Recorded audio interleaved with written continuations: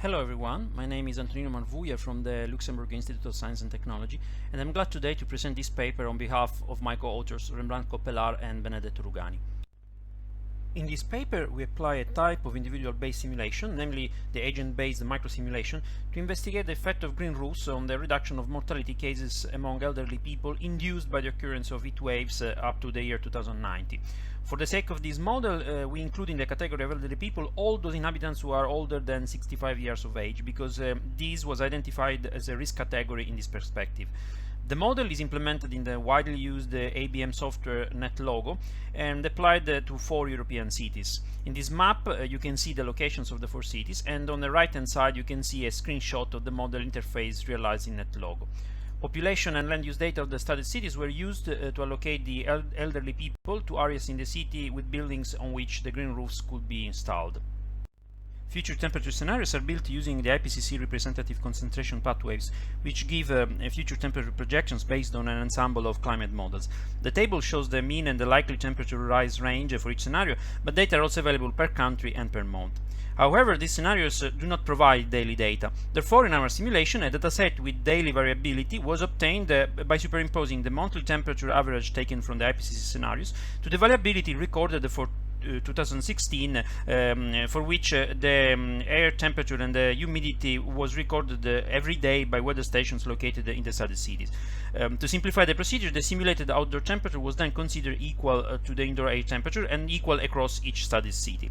In this way, we obtained the future daily temperature and humidity profiles that were used as input to our model. Using the model, we then simulated the scenario with no green roof coverage of the city buildings, and then 3 different scenarios with 30, 60 and 100% coverage of the buildings occupied by elderly people. These, as we will see in a minute, allowed the calculation of the difference, due to the presence of green roofs, between the number of mortality cases induced by heat waves with and without green roof presence. In order to account for mortality caused by heat waves, we use the daily values of the apparent temperature, calculated with this equation, and compare them with given threshold values found in the literature. However, for buildings with green roofs, the apparent temperature was corrected by decreasing it by 1.5 or 3 degrees, according to the simulated scenario, in order to take into account the temperature mitigation effect created by the presence of the green roof. More details can be found in the paper.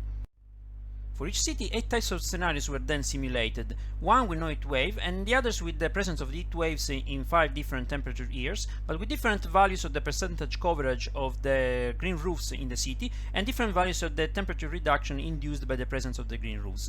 Finally, each of these different models was run 10 times in order to obtain a min-max range and an average value to establish a distribution of the variation.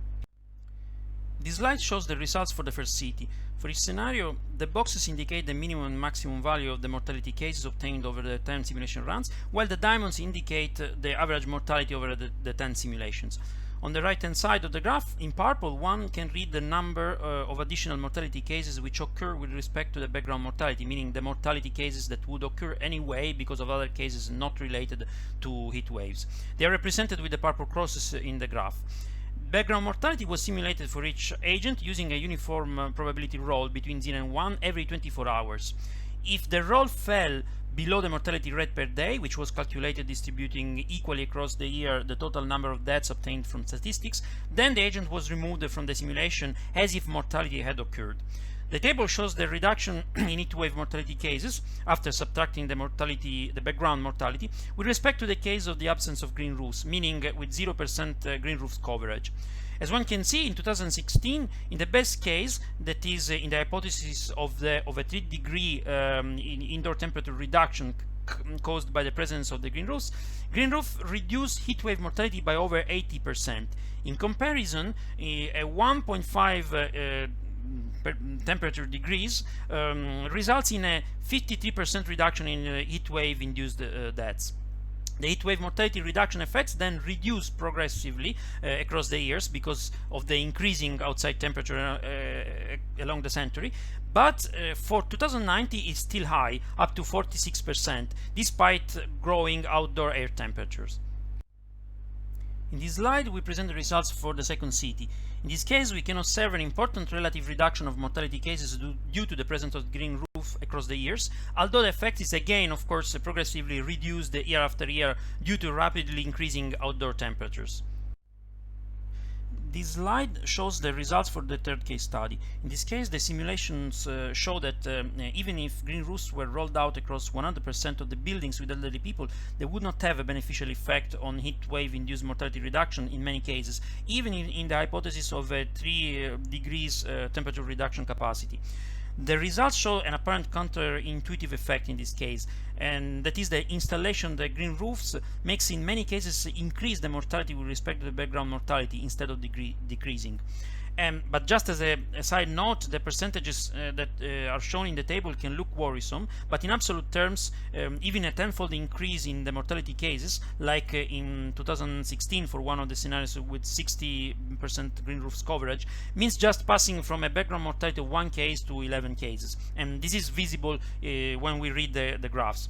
The reason for the increase in mortality cases despite the green roofs installation in some scenarios is probably due to the high value, which is 31.8 Celsius degrees of the temperature, the threshold temperature that triggers the mortality increases in the case of Milan, as it was found in the literature. Therefore, in these cases, the effect of the probability roll prevails over the effect of the green roofs in determining the deaths for the agents. In the case of 2050, we don't show the percentage variation because the baseline for calculation would result in 0 cases, as in this case the mortality with and without green roofs is the same, as we can see in the top right graph, and therefore the ratio would result in a division by 0. Finally, this slide shows the results for the last case study. Here, for 2016 and 2030, we observe a certain alternation in the trends of mortality cases with respect to the case of 0% green roofs coverage. But from 2050 onwards, we can see a more regular trend, essentially supporting the more foregone conclusion that the higher green roof coverage and a bigger assumed indoor temperature reduction correspond to a decrease in the number of mortality cases.